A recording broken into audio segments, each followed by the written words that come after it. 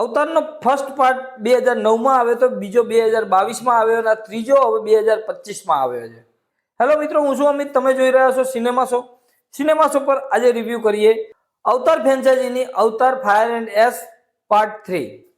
Titanic અને અવતાર જેવી ફિલ્મો માટે જાણીતા જેમ્સ કેમરૂન જે ફિલ્મો માટે શું શું કરે છે આપણને બધાને ખબર છે કે એવી ટેકનોલોજીનો ઉપયોગ આ વ્યક્તિ ફિલ્મો માટે કરે છે ને જે કોઈ નથી કર્યું અત્યાર સુધી.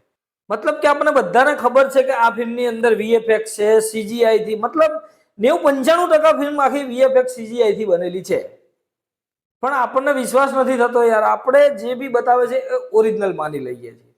તો ડિરેક્ટરની ખાસિયત એ જ હોવી જોઈએ કે જે બી રિયલ હોય કે નકલી, પણ ફિલ્મની અંદર કમસે કમ આપણને રિયલ લાગવું જોઈએ, રિયલ ફીલ થવું જોઈએ. અવતારની ફિલ્મો છે જેટલાને ખબર હશે એ તો બધા જોઈ જ લેવાના છે, પણ જો કદાચ તમે અવતાર 1 પણ નથી જોઈ તો આ ફિલ્મ જોવામાં તમને કદાચ થોડી તકલીફ પડશે, કેમ કે 3.25 કલાકની આસપાસની લેન્થ ધરાવતી આ ફિલ્મ છે જે એક્શન અને એડવેન્ચર ડ્રામા આપણને અહીંયા કહી શકાય. જેને ખબર નથી એમના માટે કહી દઉં કે આ ફિલ્મે એક અલગ જ પ્રકારનું વર્લ્ડ ક્રિએટ કર્યું છે. પૃથ્વીથી દૂર પેન્ડોરા નામનો કોઈ એક ગ્રહ છે, એ ગ્રહની આ વાર્તા છે. જ્યારે મેં આ ફિલ્મનો ફર્સ્ટ હાફ જોયો હતો ત્યારે ઘણા દિવસ સુધી મગજમાં આ જ વસ્તુ ચાલ્યા કરતી હતી કે યાર હકીકતમાં આવું કઈ હશે. તો મતલબ તમે એ વ્યક્તિ જેને આ ફિલ્મ બનાવી છે એનું વિઝન જુઓ તમે, કે લોકો ઉપર કેટલી છાપ છોડી નાખે છે, કે એમના વિઝનમાં ક્લિયર છે કે જે બતાવું તો પરફેક્ટ બતાવું, કે લોકોને વિશ્વાસ થઈ જ જવો જોઈએ. ખબર છે આવી કોઈ દુનિયા નથી, છતાં પણ આપણને ત્યાં વિશ્વાસ થઈ જાય. આ ફિલ્મનો બીજો પાર્ટ પણ 2022માં આવી ગયો, પણ એ પાર્ટ મને ક્યાંક ને ક્યાંક થોડો ડિસઅપોઇન્ટ કર્યો હતો, કેમ કે વધારે પડતી કન્ફ્યુઝન પણ એ ફિલ્મની અંદર થઈ હતી. પણ આ ત્રીજા પાર્ટની અંદર મને હાલ પૂરતી કોઈ જ કન્ફ્યુઝન નથી થઈ. મતલબ જે વસ્તુ બતાવી છે એ કમ્પ્લીટલી આપણા મગજમાં બેસી ગઈ છે, કેમ કે આ ફિલ્મ સ્ટાર્ટિંગથી જ એની ગ્રીપ પકડી લે છે અને એની સ્પીડમાં ભાગ્યા કરે છે. હા, વચ્ચે ક્યાંક ઇન્ટરવલ પછી ક્યાંક એવું આવે છે કે યાર થોડું બોર થવાય છે. મતલબ એ ક્લાઇમેક્સની અંદર ખરેખર ફિલ્મ જોવાની મજા આવી ગઈ. જે વચ્ચે થોડા નિરાશ થયા હતા ને, જે અવતાર 1માં જે ક્લાઇમેક્સ હતો ને એવો જ કંઈક ક્લાઇમેક્સ અહીંયા છે. જોકે આ ત્રણેય ફિલ્મોના ક્લાઇમેક્સ મને સેમ જેવા જ લાગ્યા છે. પણ આ ફિલ્મની અંદર જે ટેકનોલોજીની વાત કરીએ ને તો ભાઈ અદ્ભુત, આના વિશે કોઈ શબ્દો ના આપણે કહી શકાય, કે એમના વખાણ કરવામાં પણ આપણે ના પડીએ એ રીતનું વર્ક આ ફિલ્મની અંદર કર્યું છે. ટેકનોલોજીનો ઉપયોગ અત્યારે દરેક ફિલ્મ મેકર કરે છે, પણ કઈ રીતે કરે છે ને આપણે જોઈએ જ છીએ.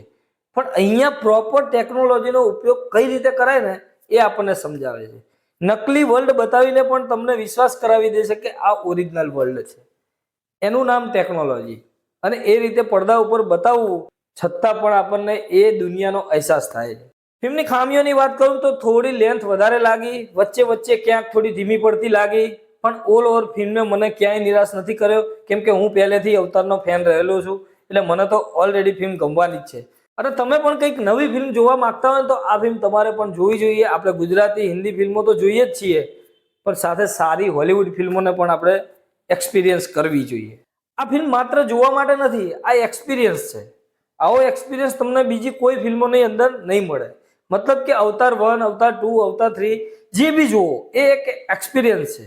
આ ફિલ્મની અંદર એક્શન ધમાકેદાર લેવામાં આવ્યા છે. સિનેમેટોગ્રાફી જબરજસ્ત છે. આ ફિલ્મની સિનેમેટોગ્રાફી જોઈને જ આપણને ફિલ્મ જોવાની ઈચ્છા થઈ જાય છે. સાથે ફિલ્મની અંદર થોડા ઘણા ઇમોશન પણ બતાવવામાં આવ્યું છે. એલિયનોની દુનિયા તમારે જોવી હોય તો આ ફિલ્મ તમારે 100% ટ્રાય કરવી જોઈએ, અને એ પણ 3D ની અંદર. મેં 3D માં જોઈ છે.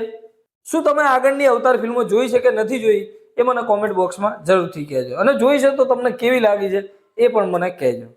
સિનેમા શો તરફથી આ અવતાર 3 ને 4 સ્ટાર. મળી મિત્રો નેક્સ્ટ વિડીયોમાં નવી ફિલ્મ સાથે સિનેમા શો પર.